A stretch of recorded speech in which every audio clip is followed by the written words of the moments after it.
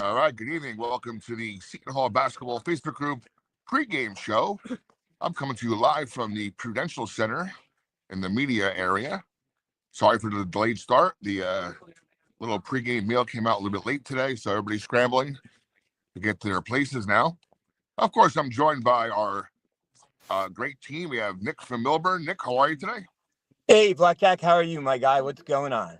I'm pretty good. We got Chris and Nick, our two students who are, I heard Chris on the radio a couple of days ago. Nick is probably maybe a little hungover from his birthday weekend. Nick, how are you? Doing well, thank you. Hoping for a win tonight. All right. And then hold on, we lost Paul. Paul will come back in a second once I see his picture. All right, here we go. We're delayed start. So, Nick, I'm going to ask you to take over for a second as I get the links out to everybody else, and I'll be back. And we're ready to go. Nick, Hey, take the cake. thank you, Bobby. Let me just say that I heard Chris do the call the other day, and Chris, I've been listening a very long time, and I'm just not saying it. You did a great job. I was very impressed. Thank you were you. good. And you just stuck to the basics. Like when I turned on, I knew you were doing time and score, and that's like just a simple thing, but it's lost. And Mr. Morgan, I was at St. James Gate on Saturday, and I was kind of hoping for the show, and I was hoping my son Nick had a watch party there, and I was kind of hoping you were going to pop in, but I guess you were not in the best of shape. But yeah, St. James. I was in Gate great is shape, wild. just home for the weekend. St. James was great though on Thursday. You lost your voice. No. I'm all good. I'm all good. No worries. So let me Paul's going to be on in a second, I guess, with his scouting report. But let me start with you, Chris. What are you looking for tonight? What do you think's going to happen? Do you think we're going to be able to keep it a competitive game? What are your thoughts? Yeah, so there's a lot to look at with this game specifically, just because of going off of last game and what we saw from this team.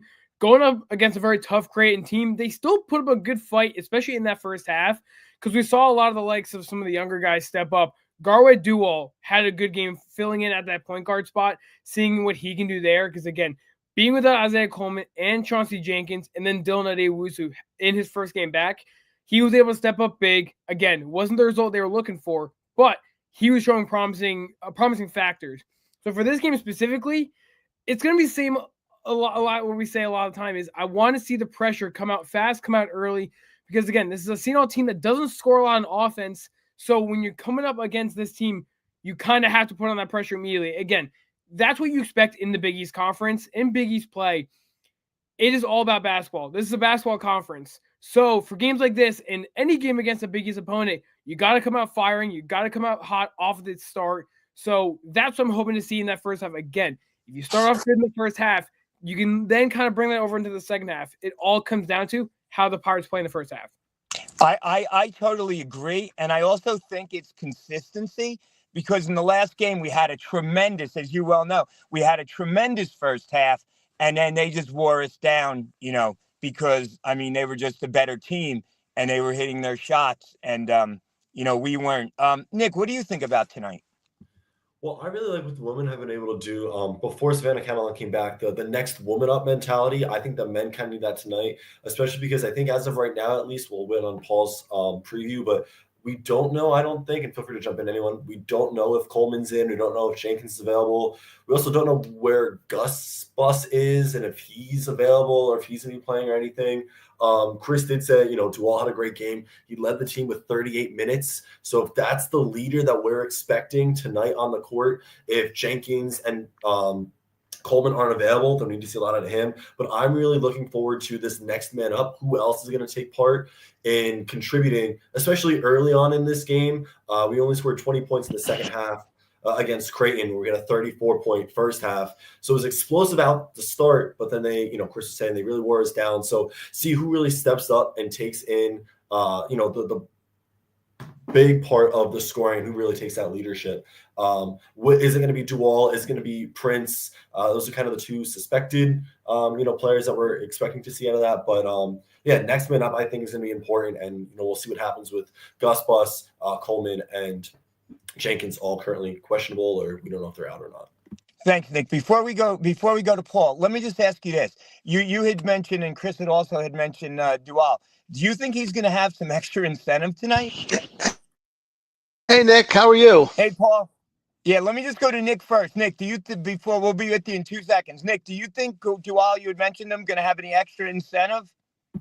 I certainly think so. I think he kind of saw the position he was placed in last game, and I think if he wants to kind of step it up and prove to Pirate Nation and prove to Shaw that like this is the moment he's been waiting for, the transfer from the Big East, he kind of knows what it's like to play basketball in this environment and in this atmosphere. Now with a leadership role, I think this could be a perfect opportunity for him to step up. Jada Eads, we saw her step up big time with Savannah Catalan out, and she really made a name for herself.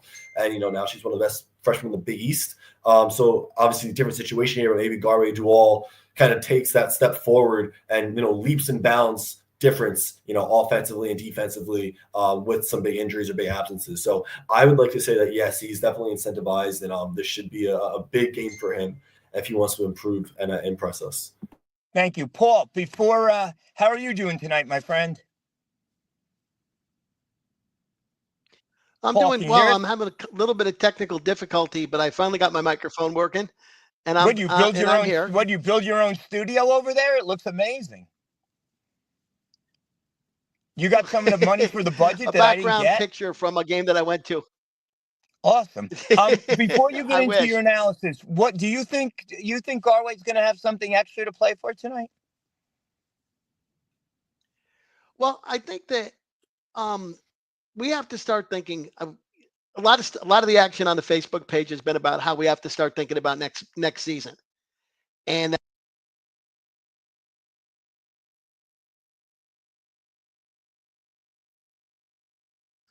Can you guys hear him? No. No. Paul, you're breaking up. oh, I'm sorry. So how's this? Can you hear me now? Is it any better? Better, yeah, much better. Okay, and I was just saying that March 11th, Madison Square Garden is our next meaningful game. And what's great about that is if we win that one, we'll play another meaningful game, probably against Marquette. And if we win that one, we'll get another meaningful game, maybe against St. John's. And if we win that one, we'll get another meaningful game. And if we win that one, we'll be in the NCAA tournament.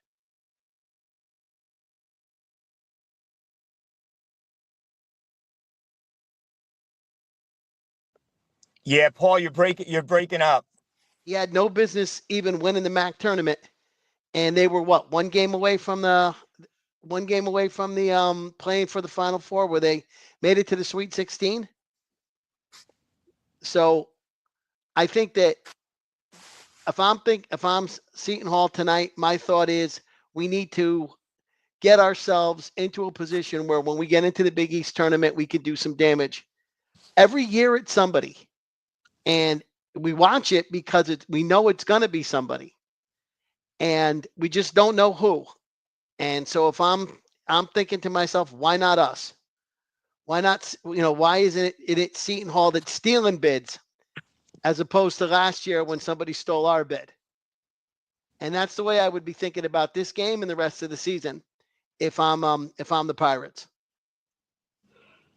Yeah, I mean, I agree with you. And let me just give you I was at the Big East tournament with my son, Nick, and I think we're going 14-15. And we came in, at the bottom. We were like 8th or something. And we had a play-in game to go to on Wednesday to play on Thursday, and we won. And then we're playing number one. They were seeded number one, and I think they were second in the country, Villanova. And we were basically the Canary Islands All-Stars with Pat Outa, but we also had Sterling Gibbs and Jaren Cena, who both had big games, and we won that 12 o'clock game. We totally shocked Villanova. And what was interesting about that game, there might have been like 20 Seton Hall fans there, but Creighton was there and they were wearing blue. So it gave the illusion that there were a lot of Seton Hall fans. And of course, once we started beating Villanova, they hopped on our bandwagon. But Paul, you're right. I mean, like on any given Sunday, anybody can beat anybody. And the goal is to get there. So let me just ask then, Chris and Nick, what do you guys think is on for the rest of the season, and what do you think our goals have to be? Chris, So you could go first. yeah, so I'm a firm believer of. I know there's people out there saying we gotta look towards next season, but I'm a in the moment type of guy. Whatever game's up, that's what we're playing for. So whatever the record is, whether you're undefeated, you don't have a win, you play today, you play as hard as you can, you play to your best ability. That's what I believe. So with a game like today, and then for the rest of the season, continue to play. Prove to yourselves, prove to the Pirate fans why this team can be good, why there's potential, especially for some of these younger guys. We were just talking about Garway Dual. He's a sophomore coming in. Nick kind of mentioned it. He's a transfer from another Big East team, which is Providence. So this game specifically for him, after what he just did last game against Creighton, you said it, Nick. He's got incentive. Well, Nick from Milburn and Nick Moore, both of you guys said it. He's got incentive today. He's playing his former team. He's coming off one of his better games of the season. He's going to look to continue that momentum and carry it for the rest of the season. Because, again, you can't just give up and put your stomach up and give up for the rest of the season. You got to play all these games to your 100%. And then once the season's over, you can look towards next season. But for right now, you got Providence at 7 p.m. That's what matters. Yeah, great points, Chris. And I think another thing, and this just came into my head, and this is brand new. Like in the pros, you'd be playing for a contract. It's kind of the same thing, right? Because everyone's scouting everybody, and a lot of decisions on roster configurations are going to have to be made. So yeah, Nick, Mr. Morgan, what do you think about the rest of the season and where we're going and what approach we should take? Yeah, I mean, I like what Chris said about, Dual and, coming against Providence. This is his former school. Adewusu had that monster game against St. John's last year. So perfect time for him to set that tone and to set an example moving forward the rest of the season. I don't want to look too far ahead because we're talking about staying in the moment. But if we are looking into early February, these next couple of games are winnable games. This is how we turn the season around.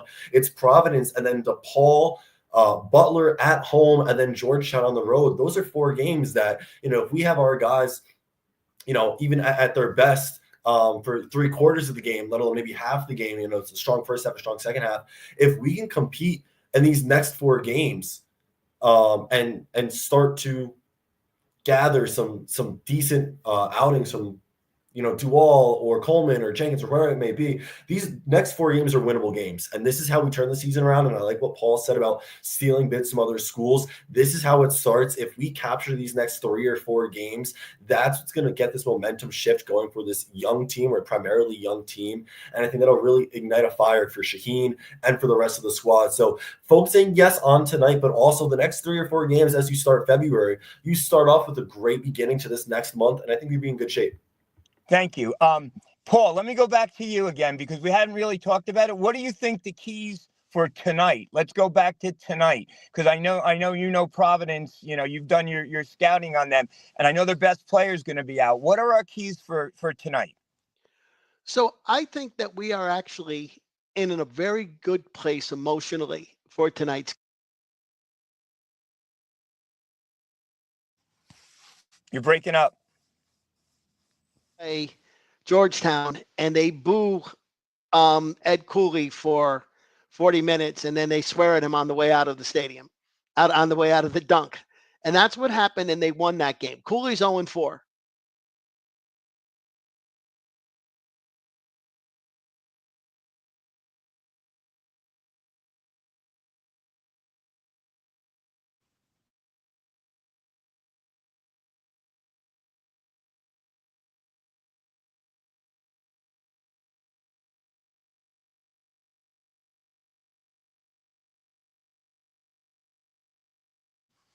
Paul, you're breaking up, buddy. Constantly talking about taking somebody else's crowd out of it. Let's get the rock rocking a little bit. Let's play. Let's run our offense. Last time we played them, Bensley Joseph went nuts, came off the bench and scored 28 points. Shot 7 for 9 from behind the arc. I do not think he will duplicate that feat again tonight.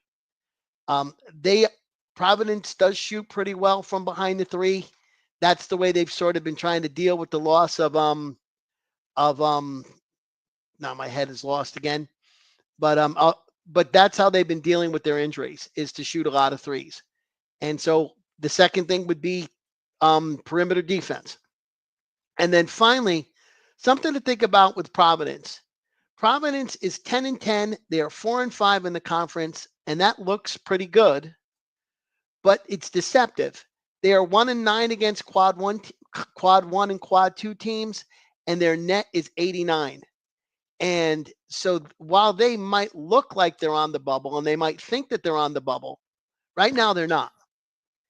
And so I think that this is a winnable game against a team that is played that has that.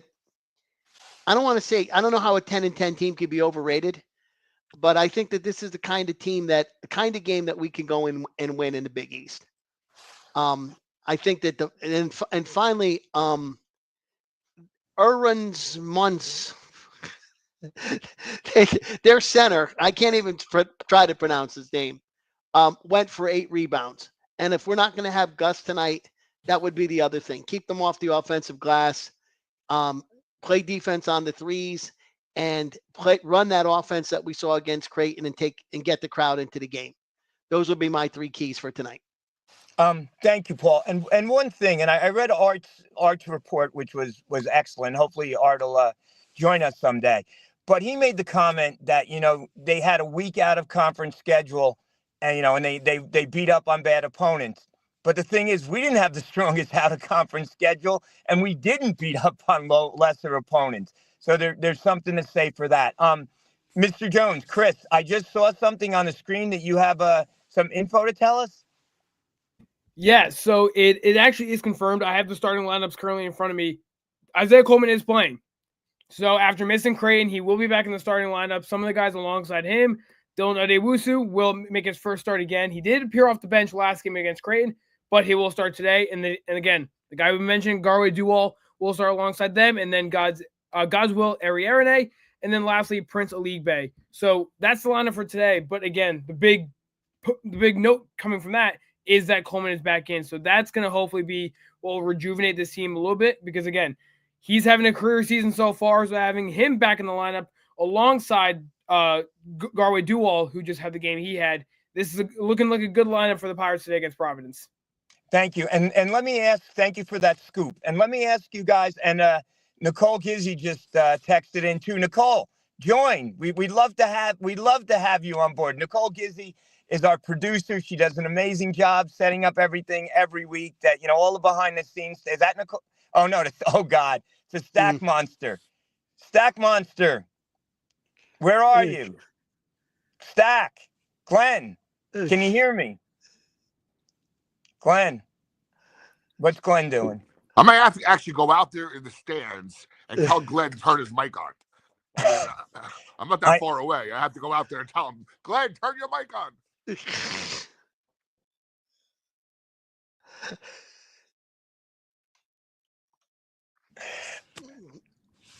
Oh God! Can he see us?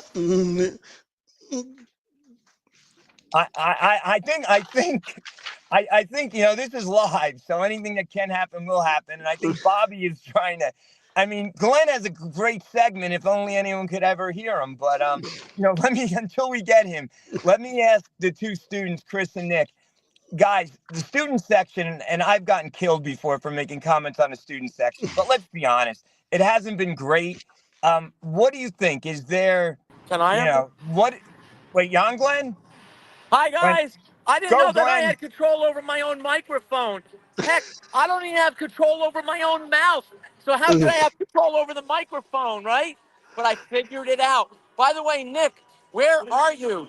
You look like you're on the Orca with Richard Dreyfuss, Roy Scheider, and Quint. But anyway, I'm here. We know where I am. I am at the Prudential Center.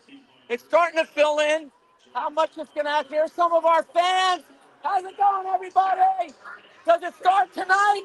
Are we going to turn it around tonight? Look, I always say tonight, we're going to turn it around. One of these days, maybe I will be correct. But if you ask Mr. Stack Monster, I'm never right. But anyway, so be it. But I am left-handed for whatever that's worth. Hey, we're heading down. We're getting close. We just missed the players heading back in. We could have given them some high fives. We got some cheerleaders.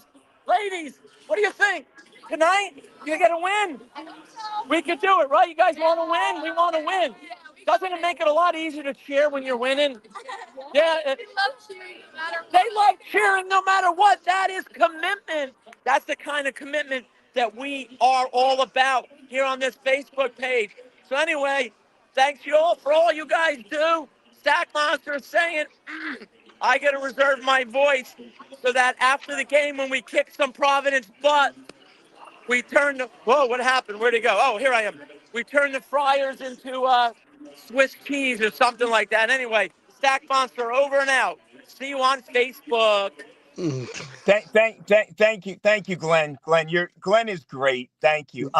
So let me go back to Chris and Nick real quick about, we're looking, at the crowd and it's sparse. Guys, what's going on with the students? Is there, they're just not into this team? Is it obviously the record, but the enthusiasm? Can you just fill me in a little bit? Yeah, so at least from what I've seen, obviously this is a different team than we've seen in the past few years. For example, when I was a freshman, that was when we saw the likes of Jared Roden, Ike Obiagu, Dre Davis, Tay Davis, all those guys were on this team, and watching them was exciting. And again, they were a better team then, so that's why you saw a little bit more of an attendance. So I just think this year... And guys, we got a special guest. Those of you on the Facebook page, remember Amari from the other night? Amari is the future of this program. Right, Amari? Yeah. Sorry to interrupt, but I'm not. Anyway, Stackhouse over now. But again, that's great from Glenn. Again, I don't know. James Brown and Charles Barkley never had to deal with the Stack Monster on their show. But I just think with the team we have now, I think you said it, Nick. I do think the record plays into it. I really do. So that's why you not get in the student section you'd hope for, because again, a lot of the games when you do have the student section and they're all rowdy and they're all making noise, Seton Hall plays better. It's been proven for pretty much any team, professional league, college, whatever. When you have your student section or your fan section there, you generally play better, especially at home. So I just think for something like this, the record has to play into it, and we've seen it all season long.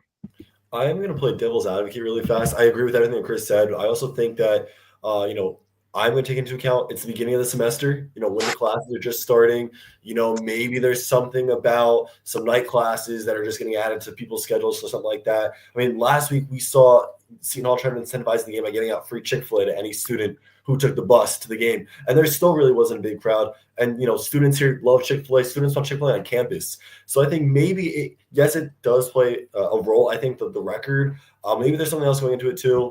I'm an RA in Bowling Hall. I saw a line of kids leaving Bowling Hall to go catch the student buses. I also think it kind of depends on the demographic. I think a lot of the freshmen are still into it. This is their first year. This is their first experience with college basketball right at their fingertips. I think it depends on the crowd.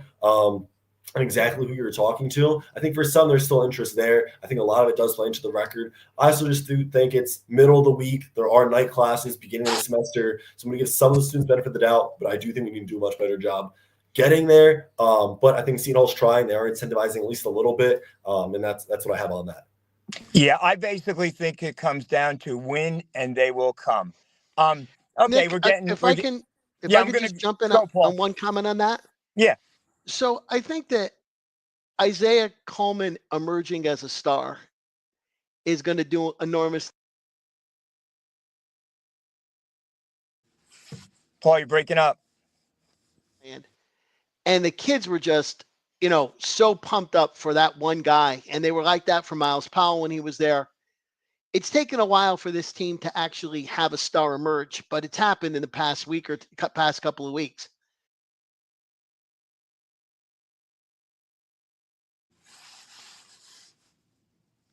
That happens. So go ahead, Nick. No, thank you, Paul. So let's it's 6:49, getting close to a game time there. Let's go around the horn and get some final thoughts on tonight or thoughts on Pirates Nation. I hate saying that term, but thoughts on the Pirates in general. And again, this Facebook page, I mean, we're getting 1,400 to over 2,000 views every show. This is coming very popular. Tell your friends, spread the word. We love doing it. There's good chemistry between all of us. We actually like each other. We have the Stack Monster who cannot like the Stack Monster. But final thoughts, and let's start with Mr. Jones. Chris. Yeah, I think this is going to be a back and forth battle, especially having Isaiah Coleman back. That's going to mean a lot to this Seton Hall team. He's obviously going to step back into the role that he is, double-digit scoring, whatever it is. He's going to do it all. I think having Garway do all, having the game he just had, I hope to see him kind of maybe not reflect it just because Coleman and Adewusu are both starting.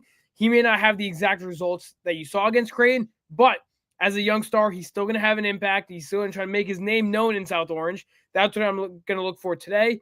And again, I think this will be a close battle, but I do think also it's going to be a defensive battle.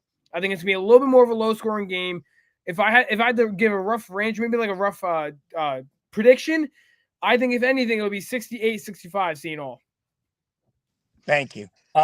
Nick, Morgan, what do you think, my guy?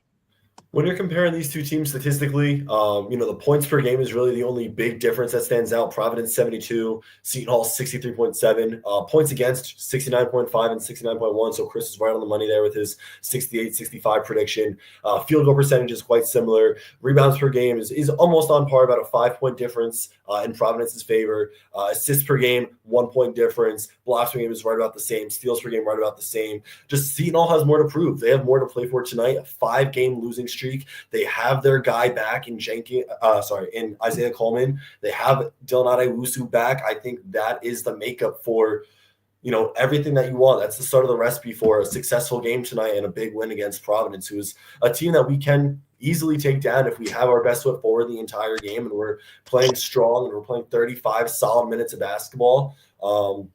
We've had a hard time kind of closing out games, or we close out games really well. We have a hard time opening said games. So if we can have a consistent game for 35, 40 minutes, and if we can kind of stay on par with our team averages and get the ball to Coleman, get Dual the ball again, get Adewusu back in the action, I think we got a good shot tonight, and sets us up very nicely for the beginning of February. So are we going to win or lose? Because right now it's one win. What do you think? I'm going to say win. I'm going to say win. 2 wins. Yes. Paul, what do you think? I like our chances tonight. I like our chances against the Providence team that's coming off an emotional win. I like the fact that Dylan is back on the floor in a leadership role. I like the fact that there are 2 options offensively in Coleman and Dwell. And I think that they're my 2 keys. One is always perimeter defense against these teams in the Big East that all shoot. And the other one is ball movement. If the ball moves and we don't see a lot of one-on-one basketball, I like our chances very much. So what do you think? Win or lose? I like us by 7. So that's I like 3. I like a 3-point game with 2 minutes left, and then believe it or not, we make our foul shots for once, and we end up winning by 8 or 9. By the way, one last question. We got a question from the audience. Given these 4 games being winnable, is there anybody that you guys imagine could emerge as a star over the next 4 games to basically be a key contributor? And that was asked by Joshua Lee, so I'm going to just throw it out to the rest of you guys. So you answer that first, Paul. What do you think? I think it's got to be Dual. I think it's I think that he's going to get minutes, and I think he's going to get an opportunity, and I think if he plays, he can become that additional option. Chris.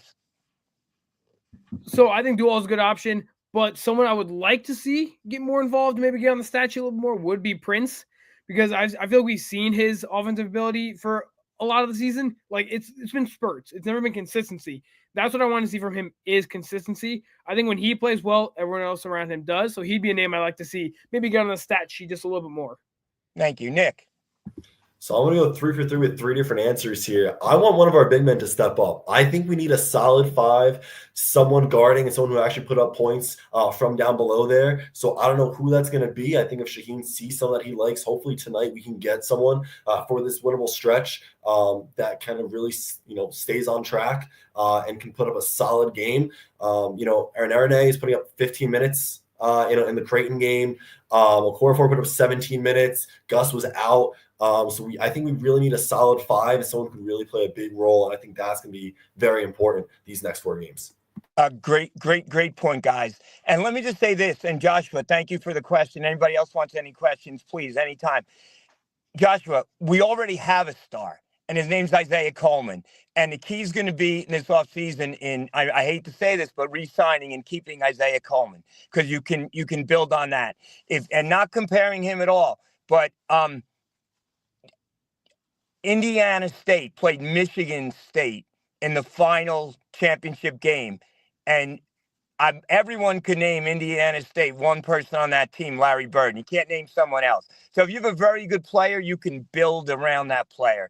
So for tonight, I think, and I'm going to agree with Paul, and first of all, I think that we're going to, in a very close game, and I'm a romanticist, and poetic justice, Garway Dual at the buzzer. Garway's going to have a breakout game tonight, maybe 10 assists and 15 points. And we're going to march off victory, sweet revenge for Garway. And guys, we have 4 minutes left. Thank you so much to Chris Jones, Nick Morgan, Paul Just a Fan. Guys, killed it as always. To the coach, Tom Eccles, our mentor, our leader, and to the one and only Nicole Gizzi and Bobby Blackjack Garrett. Thank you, guys. Everyone, take care. Have a great night, and let's go Pirates.